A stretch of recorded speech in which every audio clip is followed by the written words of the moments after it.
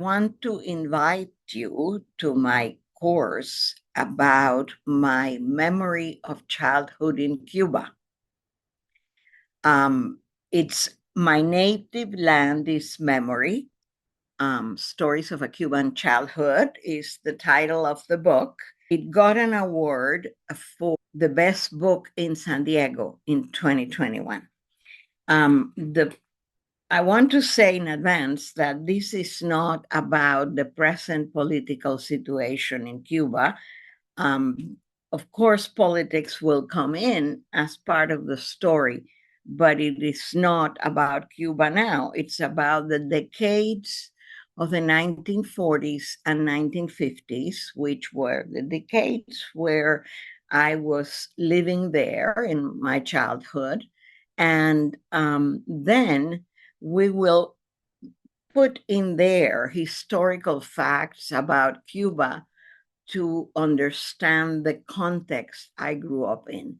So it's a mixture of personal story and the context of Cuban history, which may be who interests you most. And for example, we will talk about Cuban slavery in the 19th century and how the US Southerners wanted to annex Cuba to have another slave state in the South and many other things around that.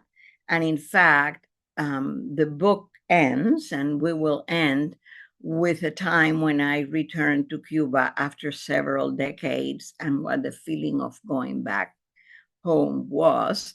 We will also talk about Spanish immigration to Cuba in the 19th century, what other Cubans thought about the Spanish colonial government, etc. So there will be a lot of photographs from my family from different places in Cuba that would sort of give you a sense of what I would be talking about. So I hope to see you then.